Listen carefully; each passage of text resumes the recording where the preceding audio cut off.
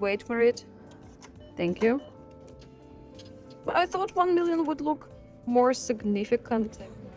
That's the place where they cook plov. It's the construction of 16th century. It looks really nice. We are on the mountains of Chimgan. There was a huge earthquake here that destroyed the city. The unpacking of the Uzbekistanian train. Hey there, I'm Amris and I've been traveling along the post-USSR countries, and this is the video about my trip to Uzbekistan. Yes, that's not very usual destination, but it was much greater, much nicer rather than I anticipated. It was amazing. We traveled around the whole country. Here is a video about my trips around Uzbekistan and about different things that I've seen, different meals and dishes that I've tasted. Stay tuned. We're in the center of Plov. It's a dish that consists of rice, consists of some meat, lamb, pork, beef, anything, sometimes even with chicken, and also some vegetables. And Uzbekistan is pretty famous for its plov. So that's the place where they cook plov. As I heard, and probably it's true, that it's 2 by 2 meters. It's pretty huge, and that's how you stir it, I believe. Yeah, it's gigantic, and here are people still cooking.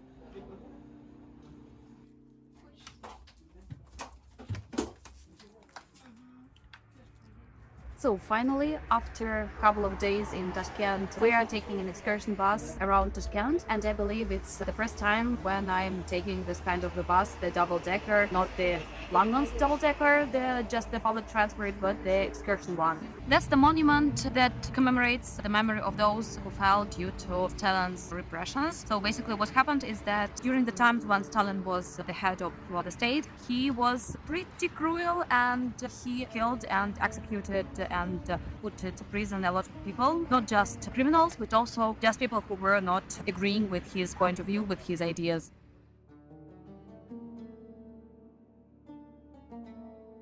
Now from the closer view, the religious building that is called Minaret, those towers are called Minaret. I believe it's used for the priest is calling out for people to come to the mass. I do really love those portals of these Muslim buildings, and especially those bricks that are coming at you. It looks really nice. If we remember it correctly, it's the construction of 16th century and local goods. I really like these ones. I think it's pretty fashionable.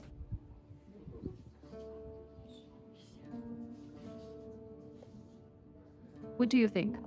That's the wrong usage of this thing. It's the stand for Kalan and not for the dish. And they are very complicated because they have several settings that you can put it this way, wider or less wide. It's a beautiful piece of art. In 1966, on the 26th of April, if I remember it correctly, there was a huge earthquake here that destroyed the city. A lot of people were left without shelter or without the proper shelter. And the USSR, especially the Russian part of the USSR, took part in the restoration, in the rebuilding, actually, the city. And that's why you cannot see a lot of ancient buildings here. So the one behind me is about the 16th century. Here you can see a lot of buildings out of concrete, glass, really modern ones. You can see buildings from the Soviet times, but not a lot of ancient buildings. That's a pity for tourists. But I believe the city is pretty happy about the fact that it rebuilt itself. Came to the place that is, according to the guides recommended by the locals, and looking at the menu, looking around us, I can see that yes, locals are coming here and the prices are really cheap, like really cheap. Let's see what they will give us. So again, plov. Look at the size of this dish. It's just for one person. Shurpa, that's the soup, some salt and some compot. Arrived 2 hours earlier to the train station to go to Samarkand, one of the ancient cities of Uzbekistan, and have a look at the railway station. It looks quite nice. Here is the unpacking of the Uzbekistanian train. So what we have here is the train called Platzkart. I believe it's the German word. It's like the sleeping class when you don't have cabins that are closed. In the compartment, there are 1, 2, 3, 4, 5, 6 people. When I was traveling from Moscow to Samara by the train that was going to Bishkek, people were carrying lots of bags, like hundreds of bags, really giant ones. And here I thought that it would be the same thing, probably because when they're traveling to Moscow, they bring a lot of their things, their belongings, they bring a lot of things to sell. Here, I believe they don't need that. Moreover, usually what is happening in the Middle Asia is that they sell more tickets, more seats than there are in the train. And when we entered, I thought that the situation would be the same. It seems like there were a lot of people, more than there are sleeping beds.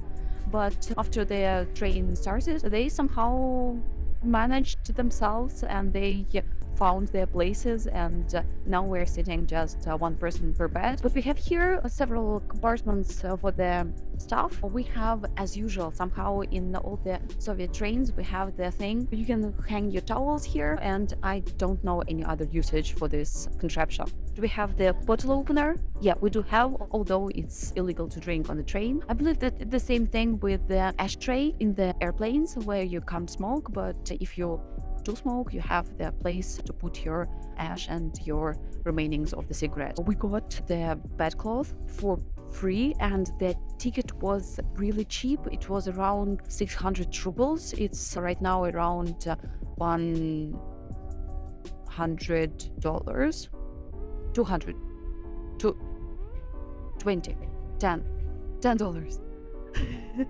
We got some water. I believe it's free because no one charged us, and some tea and some sugar in a very particular form. I know that people from Middle East, they drink a lot of tea, so that's obvious. The whole conclusion about this train is that it seems like I got around 10, 12 years back in time, because when I was traveling from Moscow to Samarkand, to my hometown, when I was studying in Moscow, the trains were the same way. And I thought it would be worse, because when I came to Uzbekistan, I didn't have high hopes for the conveniences here. I was thinking not very well about how the cities are constructed, what they look like, but it seems like it's a nice place, and I believe I can recommend visiting it if you have the same thoughts about the Middle East, that it's not that European. It isn't European, but it's not that bad. We arrived in Samarkand, and the room for 2 is room for 5, 1, 2, 3, and we've got another room for 2 people.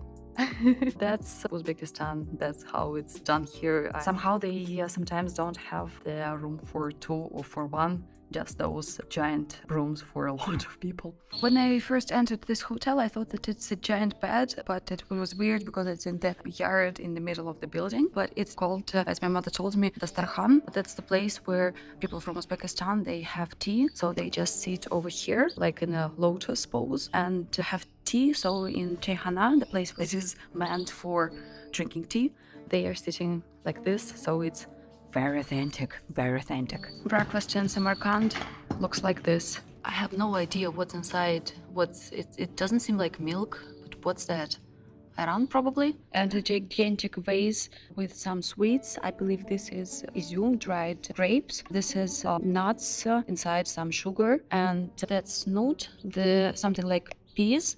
And I have no idea what's that, but it seems like something sweet. We started our walk towards the bazaar, I believe one of the oldest markets here, because Samarkand is one of the oldest towns in the Middle Asia. We just started our walk, and it looks really authentic, much more authentic than Tashkent, because Tashkent was never a capital. Before Uzbekistan was united, Kokand and other regions were like small regions with their own capitals, and Tashkent was never a capital of the region. So we came to the market. Market started with some clothes. Here we can see some sweets, some dried fruits, and as far as I know, this sweet, this sugar thing the woman is buying, it is good for health for some of this one. And you should always bargain, because it's Asia and you should bargain always. Taxi is really cheap here. Usually all the rides are less than $1, because everything is pretty close here, but also the prices are cheap. We're all the time using just taxi because it's much faster than just walking, especially during this hot weather.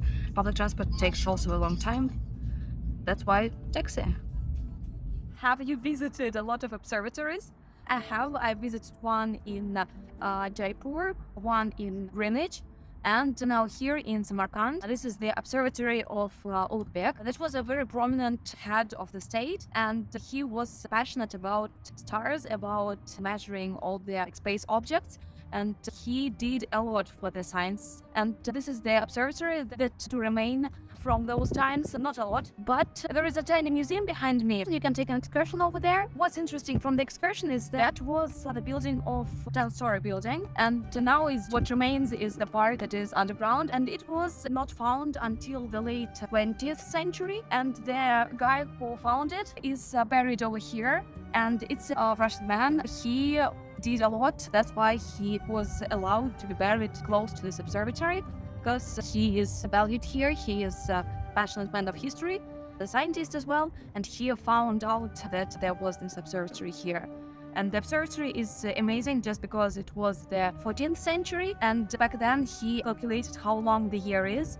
He calculated how far the stars are, where they are situated, stars and planets, and all this, a lot of amazing stuff. Even nowadays, a lot of his works are still being used.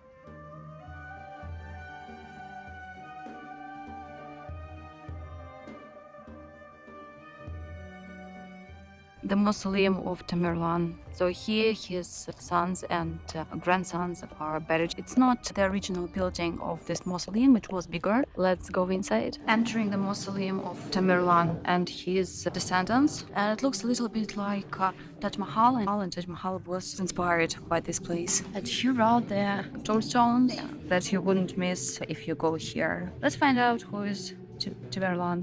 I believe that is the one. Nope, that was Mir Said Baraka. The middle one is the guy. Maybe you know the legend of Tamerlane's tomb. They say that there were some inscriptions warning of the consequences of opening the tomb, and in 1941 Soviet archaeologists opened the tomb and the Great Patriotic War started. The one that you know like the Second World War, but for the USSR it started a couple of years later, and the body was kept in the USSR for some scientific reasons, but in 1942 it was reburied, and this was the year of the Battle of Stalingrad. That was a turning point for the war, and that is believed to be the battle that helped to defeat the Nazis. We're not going out to open the one's grave. A lot of things are happening already. Registan Square, the most beautiful square of Samarkand and one of the most ancient squares in Uzbekistan. That was part of the Silk Road, the one that was from China to Europe, right? So here we can see several madrasas. I believe the madrasa is this one, the front. It's the place where kids studied and then they also slept there, so it's like full-time school, and there are a couple of religious buildings as well. We left this place for 1 hour and look what happened while we were gone. I believe now it looks even better with all this really nice lighting. What do you think? So this is a madrasa. The first floor is for studying, the second floor is for having a rest, but nowadays it's just a market as far as I know.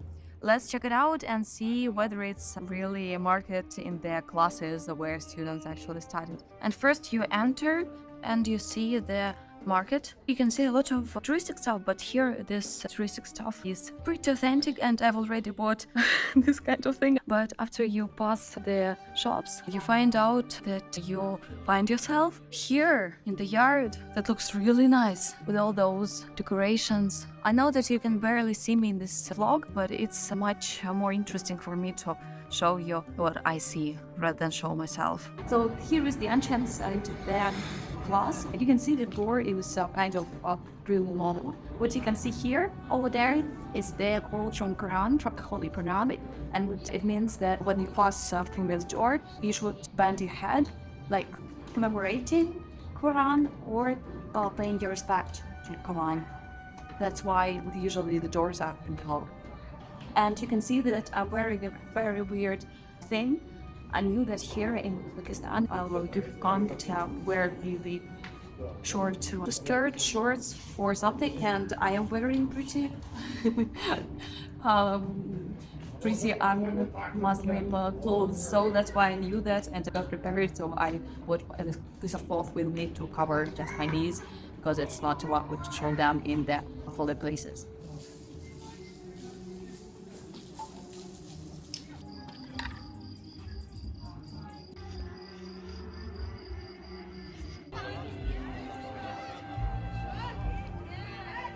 Somehow we ended up at the testing of the wines of Uzbekistan. Didn't film during the testing, but you can see that it's all done. It was really nice.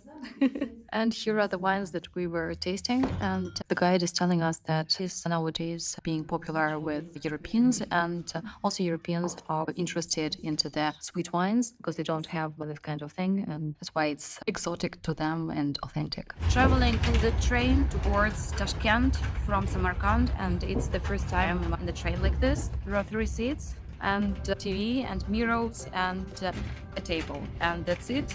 And it feels like a little bit like Hogwarts Express. Arrived back in Tashkent, and we arrived at the new for us railway station. It is the central railway station of Tashkent, and it's again pretty sunny and pretty warm. Freshly pressed grapefruit juice.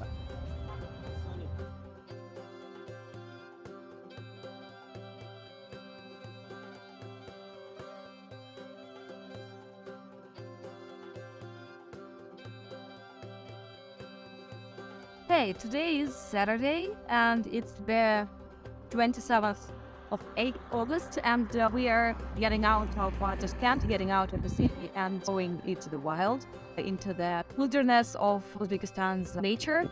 And right now we are at the man-made lake. We are on Khiva reservoir near Tashkent. It's about 1 hour drive from Tashkent, and we are taking a ride on a boat that costs just $5 and looks kind of fancy. So let's have a nice one.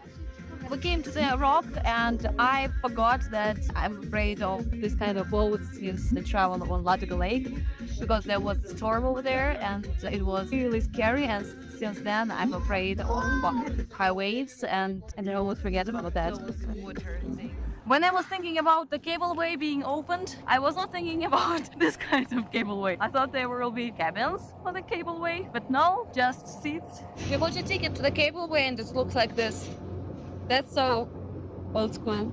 So that's the cableway. I'm not scared of height, but here it seems a little bit scary just because it's an open thing, and I'm really scared to lose my phone. We are on the mountains of Chimgan, and Chimgan, I believe, is the resort is called, and this place, like the town, is called Chimgan as well. And it's beautiful here, very picturesque.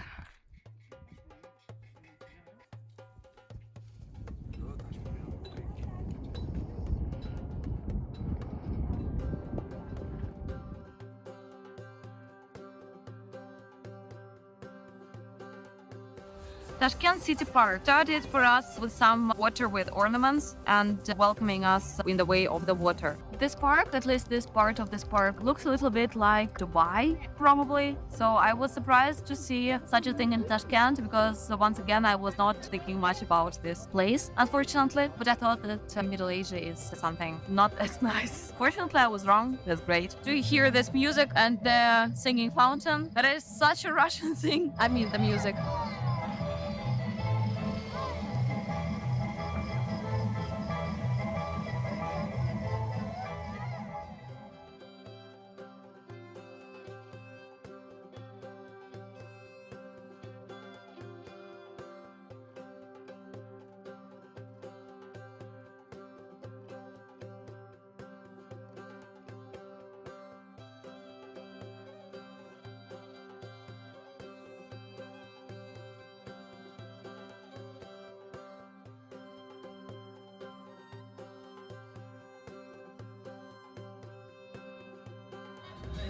We came to the main market, one of the oldest markets in Tashkent and in Middle Asia, called Chorsu. They say that during the Sunday, and today is Sunday, it's the most authentic thing to do. Let's have a look. That's inside the market. Unfortunately, right now we see only the things that are less interesting to us because it's for locals, just meat and sausages, etc. But we're looking for fruit and maybe something also authentic.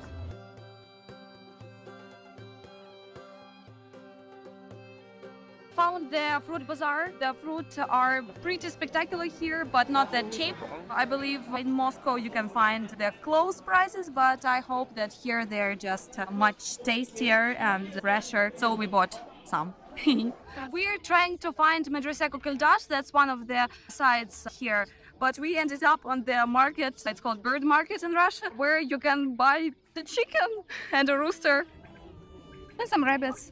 Madrasa Dash, the one that we were walking towards through the Chorsu Bazaar. And it's the biggest madrasa in Tashkent. It was built in the 16th century. That's the main information about that. So it was restored after the earthquake. So let's look inside it and see what's going on there. Although originally in Uzbekistan there are not a lot of trees and forests, carving is something that is national for this nation. And it looks really nice.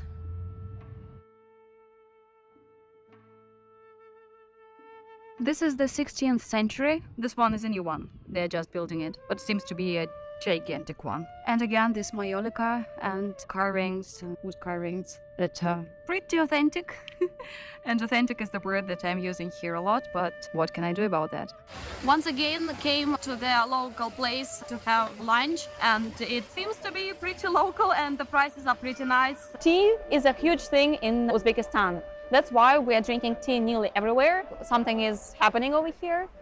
Water is happening. Here we have fans that disperse water that is really nice. But talking about tea, it costs really cheap and you get you get a pot of tea. And what first you should do, you don't just pour tea into the, let's say, cup. You do the following. First, you pour a little bit, then you pour it back. Then do the same thing. And pour it back again. By doing that, you mix the liquid and it gets ready faster. And what else is important about this type of cups?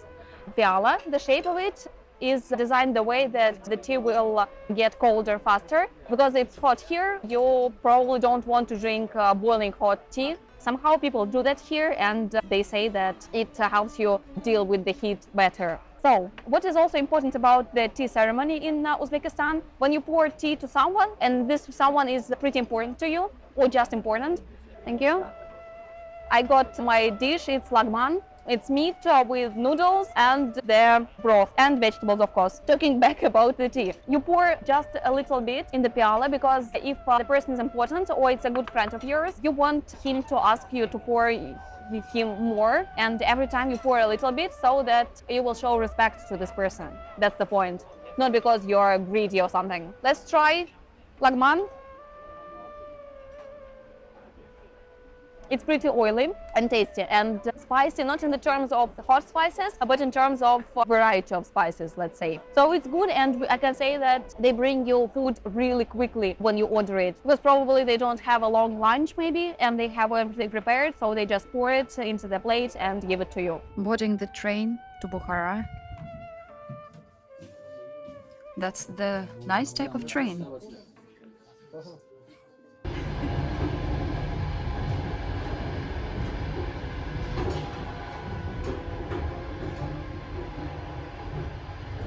So guys, I just met two nice women in the train to Bukhara, and they are from England, right? From England and from France. Tell us a couple of ideas on Uzbekistan. What about you? What do you feel about this country? Yeah, I'm very surprised because I thought it would be more difficult to travel in Uzbekistan. And I think that the information I had were a little bit older than means a couple of years ago. So I think probably it has changed. So that's one thing. I find people very friendly, particularly women are always coming to me and to talk, sit, take a selfie. And I find it bewitching. I didn't know the word, bewitching, really stunning. I feel very small in front of all these beauties. And mostly that's it. And the train is very comfortable. This one is really great. Perfect. And yeah, also there are more people speaking some words of English because that was one of the difficulty as we are not speaking Russian at all. And also the alphabet, it's a bit complicated and it's fine. We always find I find people very helpful. Thank you so much. Welcome to Bukhara. Let me show our hotel that is really, really authentic. Yes, again, authentic, but exotic as well. Here is the building of our hotel, and the inside is even better. So according to the photos that I've seen, the entrance It is an old building that was restored, and the second floor was completely damaged, but it was restored. So here is the entrance. And when you enter, first you see those seats and all the decorations. You enter the main hall, that is an open one, and for fridge, it's plus 34 degrees Celsius outside, and it's working. So here is the kitchen, I guess, the reception, and our room is on the second floor. The stairs and all the details, all the decorations, the carpets everywhere, literally everywhere. So going up the stairs, and we are entering the second floor. That is also opened one. You can see some chairs here, the table. Let's look at the inside from the above. Again, carpets, and all the windows are like this, with all those carvings as well. And our room is here. It's really low entrance. It looks like a madrasa. So with the low entrances where you bend over the Quran quote. There is no Quran, but still again the carpet. So here is the entrance. Let's enter. I want to tell you that it's just $22 a night, and 5 of that is taxes. So it's really cheap, but so I think authentic. Again, carpets. And carpets. And vases. And carpets. I do like it. And look at the ceiling. Carvings there as well. Every minute here I find something new, like those fish that are intended for water, I believe, and those vases. And again, carvings. Spectacular.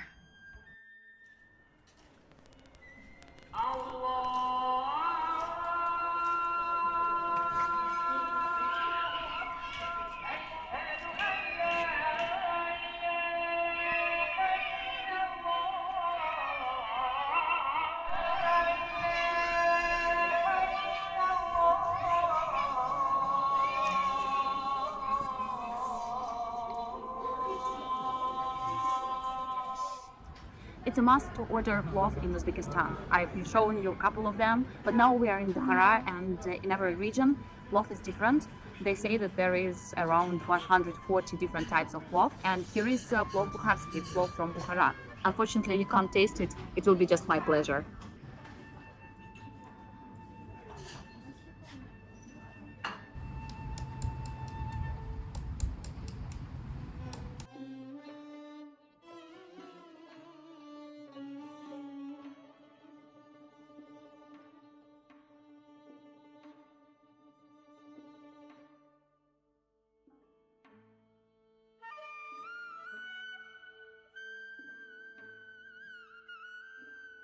The Arch, ancient construction complex in Bukhara that was originally built even in BC. Before Christ. It was rebuilt, it was restored, it suffered during different times. Now it's a museum, and before that it was a place for rulers of Bukhara and all people of this region. Because it was before there was Uzbekistan, there were a lot of lands that were different kingdoms. And Bukhara was the capital of one of those kingdoms. So here is the throne hall. So here the rulers of Bukhara were coronated, and this is once again the throne hall. The whole ceremony took place here. Nowadays there is the president of Uzbekistan, and the whole tradition is gone. But even in 1920s, there was the ruler of Bukhara, and this whole thing happened. What I'm surprised about is that, first of all, Uzbekistan is a desert and there are no trees. And during the old times, they decorated the important buildings with trees, with carvings, although there were not a lot of trees. So I believe that it's the point of wealth, the proof of wealth that you can use a lot of wood in your buildings. Nowadays, Tashkent, Bukhara, and a lot of cities, and Samarkand as well, are filled with greenery, with trees and a lot of plants, but back then it was just a desert. Right now we're in the complex called Arch, and this is, as far as I can guess, this is the way how the apartments look like. And does it resemble you of anything? I think our hotel looks exactly the same. This is the tower. It's called Bukhara Tower, as far as I can guess, and it was built by Shukhov. He was an architect and an engineer and an inventor. He invented this structure when you have those kinds of ornament, and those towers are built like this. So you can see Shukhov Tower in Shablovka, in Moscow, and even in London. you can find one building that was built not by Shuhov, the enthusiasts and architects that loved his work and created something according to his, they were inspired by him. I used to have the same oven at the country house, at the dacha. I wanted to tell you for a couple of days already about Mahallah. Mahallah is basically the district, some part of the city containing of several streets and a lot of houses. And Mahallah is the community, people who live close together, who are in a very close community. So they clean Mahallah together, clean the district together. They have some holidays together. They are all invited when there are weddings or birthdays. And they also have the head of Mahallah, the chairman, you can say, who is very respected, an old man.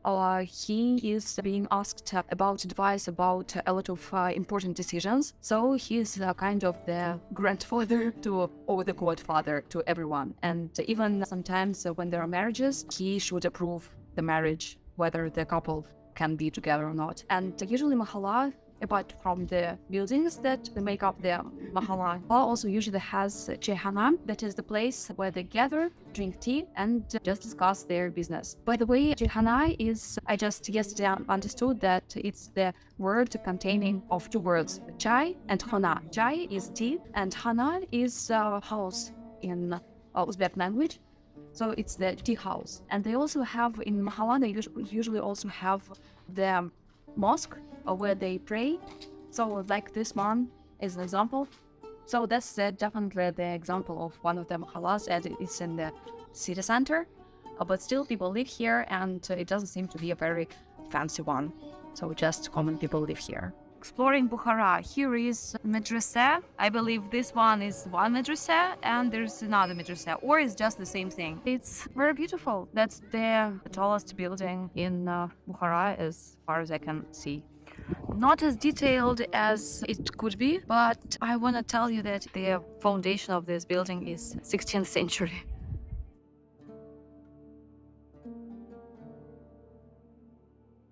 So this is the square in the middle of this complex. The complex called Kalyan. It is pretty old. It was built in the 12th and the 16th centuries. And the oldest building here is this Minaret. It was built in the 12th century. It was never restored, rebuilt, so it's the way how it is. Unfortunately, there was some part on the top of it that is not now here, that didn't remain. So first of all, minaret is used for the things like calling out for namaz. So namaz is the process of praying that happens 5 times a day. And from there, the priest is calling out for people to go for the prayer for namaz.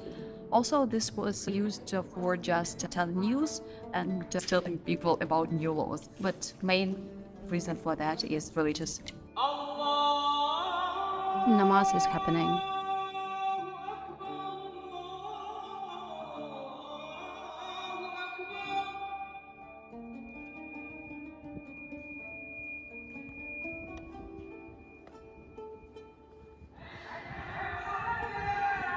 Oriental Bazaar, or the market on the Silk Road, that was originally their market. And it's still the market of souvenirs and different crafts.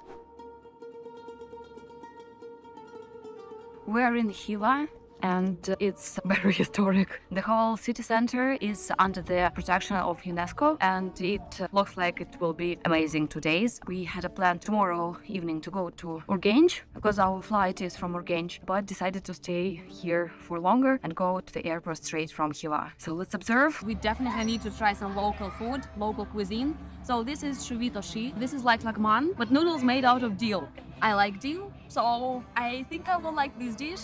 I thought there will be more meat and more this, but okay. It's our tradition to pour water on the pavement in the evenings, because without that, it will be really hot, and this is how they cool the things down, and water the flowers as well.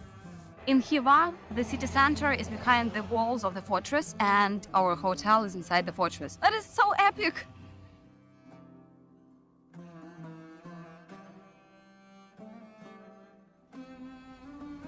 And on these really tiny streets, or kochasi, as they are called in Uzbek language. Cars are still driving because people still want to get to the places.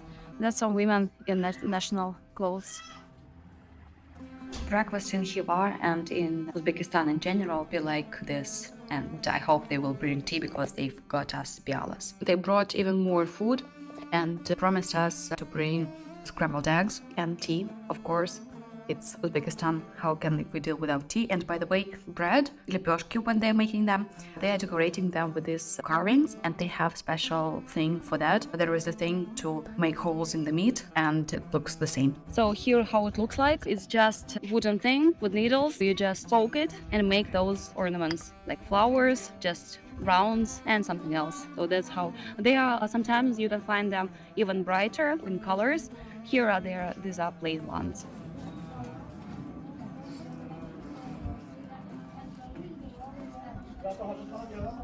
As I mentioned, it's protected by UNESCO, and the whole fortress, it's the museum, and you can buy the ticket that costs 120,000 soon, $11, and you can enter all of the museums with this ticket. This is the iconic tower of this place. That is the symbol of the city of Khiva. So they say that if you don't take a picture of that, it means that you haven't been in Khiva. So I'm doing that. I want to remind you of the fact that they didn't have any trees. That's the desert, and it's not Tashkent or Samarkand or oasis. So they just got trees from somewhere and made columns out of them, and that is beautiful.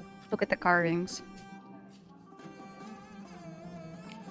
Kala, that's the fortress that we live in. I'm choosing where we should meet the sunset because it's gonna be epic. There are no clouds and the weather is just nice. So, chalo, as Indians say.